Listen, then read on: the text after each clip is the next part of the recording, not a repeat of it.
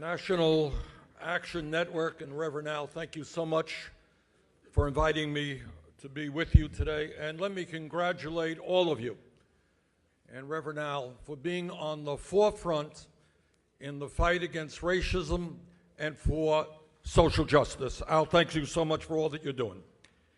Yesterday, as I think we all remember, was the 51st anniversary of the assassination of Dr. Martin Luther King Jr., one of the great leaders in American history.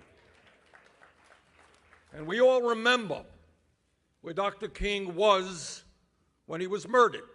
He was standing with the most exploited workers in the United States of America, sanitation workers in Memphis, Tennessee. And we all remember what Dr. King was working on during the months before his assassination. He was working on a Poor People's March, which said that we have got to bring together poor people, whether they're black or white or Latino, Native American, Asian American. We've got to come together to transform this country and change our national priorities. And what Dr. King believed then is true today. And today, we have a president, for cheap political reasons, who is trying to divide us up by the color of our skin or where we were born or our sexual orientation. And we say, President Trump, you're not going to get away with it. You're not going to succeed. We believe in bringing the American people together, not dividing us up. We are here at a pivotal moment in the fight for racial justice, and as that struggle goes forward, there is good news and there is bad news. The very good news is that despite enormous opposition, we have made some real progress in recent years. 20 years ago, Al and I were sitting up here, and we said, you know what, this country is going to elect a black president of the United States. Very few people would have believed it. It happened. And Obama was reelected in 2012. Today, after the 2018 election, the Congressional Black Caucus now has the largest number of members in its entire history. No small thing. And in that last election, we saw great campaigns run for governor by Stacey Abrams, Andrew Gillum, and Ben Jealous. Great campaigns. They lost.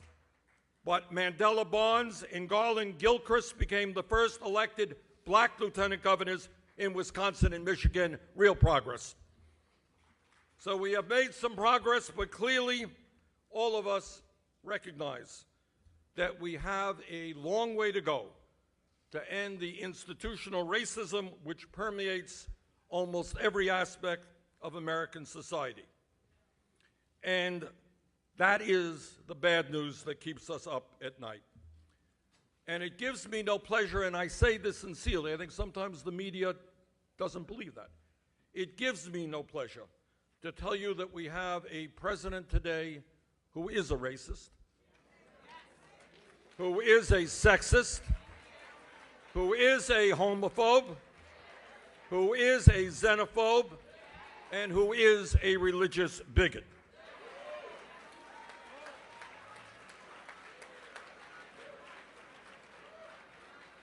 I wish I did not have to say that, but that is the damn truth, and we got to say it.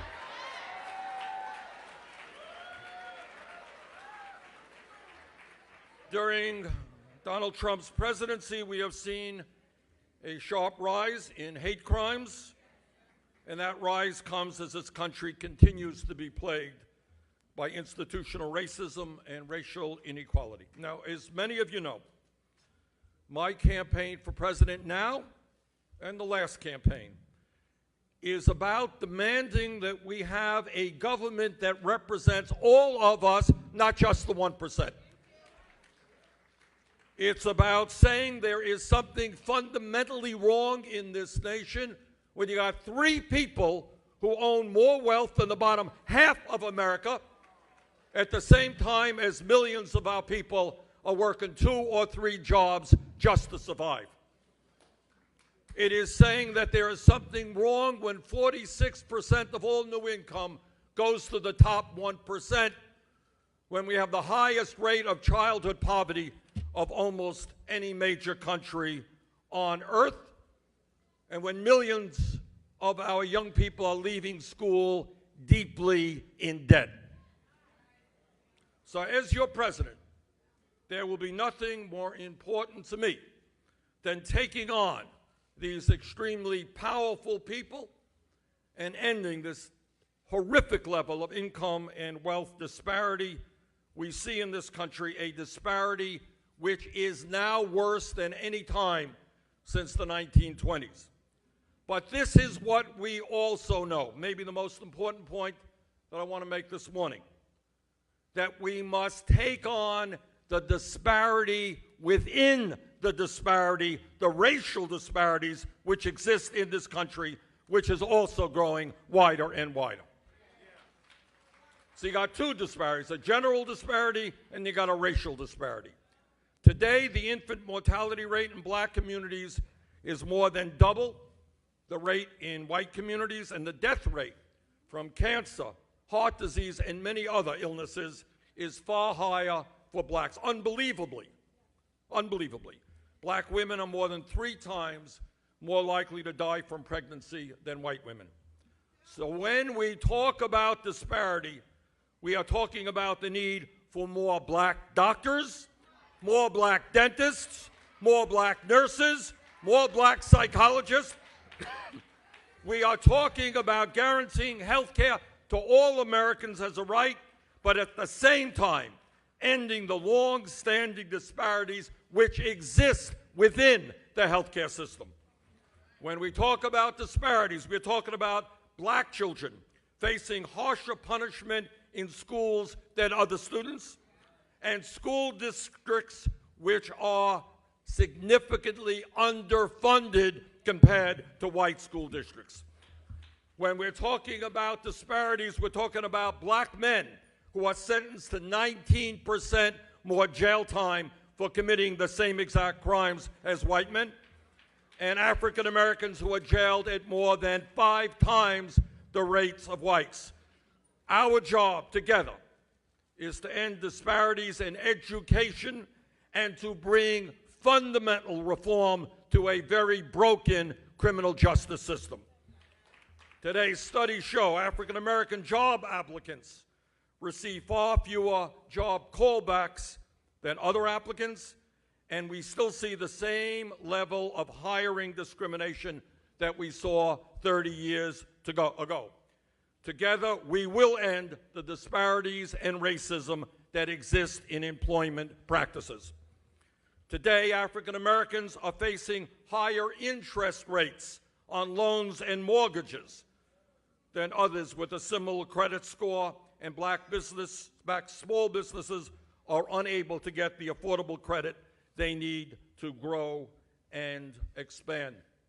Today, at a time when when women are earning 80% of what men are earning on average, black women are earning 61%. That is unacceptable. Equal pay for equal work, whether you're black or white, male or female, equal pay for equal work. Today, on the 400th anniversary, not an anniversary that we're proud of, but an anniversary of the first Africans being brought to this country in slavery, the average black family now has 1/10 the wealth of the average white family. The truth is that this racial gap exists because slavery, segregation, Jim Crow, and predatory lending stole wealth from African Americans. That racial wealth gap must be repaired, and institutional racism from one end of this country to the other must be rooted out. Like many of you, I have been in the fight for economic, social, and racial justice for more than a few years. Just a few. And I don't want to criticize those who are younger. As this presidential campaign unfolds, and I know that you're hearing from some terrific candidates, many of them are personal friends of mine, but I want to just say a word about some of the differences, just a few, between Donald Trump and myself. I know we're going to have to dig deep, but we'll find a few. Trump is a man who, as you know, has said that he believes those Nazis and white supremacists who marched in Charlottesville are very fine people. Well, I am the son of an immigrant whose family was murdered by the Nazis. So from a very young age, I knew that we must stand up to bigotry wherever and whenever it exists. When the Trump family's real estate empire was discriminating against African Americans here in New York, I and others in the civil rights movement were protesting that kind of housing discrimination in Chicago and marching on Washington with Dr. King. When Donald Trump was stoking racial resentments in the 1980s by claiming African Americans get too many privileges, and then by demanding the death penalty for 5 black teenagers who were wrongly accused. You all remember that? Yeah? While he was doing that in Burlington, Vermont, we were supporting one of the few white politicians to do so, the candidacy for president of my dear friend, Jesse Jackson. When Donald Trump was promoting the racist, never to be forgotten, this racist theory of the birther movement, remember that? And how ugly was that, trying to delegitimize the first African-American president ever elected? Needless to say, I was campaigning for President Obama's re-election. When Donald Trump and his Republican allies were trying to suppress the black vote in the 2016 general election, I was running around this country campaigning for Hillary Clinton and pressing for automatic voter registration to expand the vote. And on and on. So I think I don't want to go into too much detail about the differences between Trump and myself. What I want to say is the mantra of our campaign is not me, us. And the reason for that is that no president, no matter how honest and well-intentioned, can do it alone. That's the message from Dr. King, is that we all have got to come together to change the direction of this country. And I'm very proud that we now have over 1 million volunteers on this campaign who are prepared to fight, not just to win the Democratic nomination, not only to beat Trump, but to transform the economic and political life of this country from one end to the other. So when I say we, I mean that when we together are in the White House, we are going to create a Medicare for all single-payer program. Health care is a human right, not a privilege. When we're in the White House, unlike Republicans, we're not going to cut Social Security. We're going to expand Social Security. Elderly people have the right to live out their retirement years in dignity. When we are in the White House, and I'm proud of the role that I've played working with Al, working with many of you, we're going to raise the minimum wage to this country to a living wage, at least $15 an hour. When we are in the White House, not a radical idea, much less so today than 4 years ago, we're going to make public colleges and universities tuition free. I want all of our kids, regardless of income, to be able to get a college education, and we're either going to substantially lower student debt or end it completely. I just met yesterday, on Thursday, young people from Howard University who are teaching. One of the young men there said he's $180,000 in debt for the crime of trying to become a decent teacher. That's wrong. We're going to change that. And we're going to invest heavily in historically black colleges and universities. And you know, we're going to pay for many of these programs by not giving tax breaks to billionaires and large corporations, as Trump does. We're going to tell them that they're going to finally start paying their fair share of taxes. How stupid it is that you got a corporation like Amazon. Anyone here know how much Amazon paid in taxes last year? That's right, not a nickel. Well, that is going to end. When we are in the White House, we will end the disgusting effort of Republican governors to try to suppress the vote. If you're 18 in America, you have the right to vote. End of discussion. Automatic voter registration.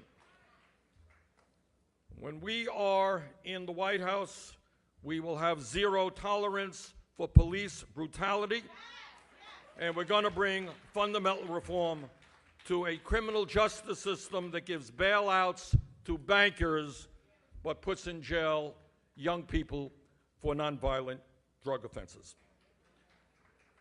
Brothers and sisters, we have, now I wish I could tell you otherwise, but we have an enormous amount of work in front of us. We're taking on everybody. We're taking on Wall Street. We're taking on the insurance companies. We're taking on the drug companies. We're taking on the military industrial complex. We're taking on the fossil fuel industry, who lie to us about climate change.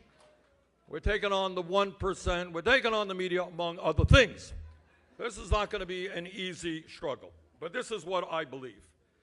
I believe that if we stand together, believing in justice and human dignity, if we stand together believing in love and compassion and not hatred and divisiveness, if we stand together in this great country, the wealthiest country on earth, there is nothing that we cannot accomplish, and I look forward to working with you to create that goal. Thank you all very much.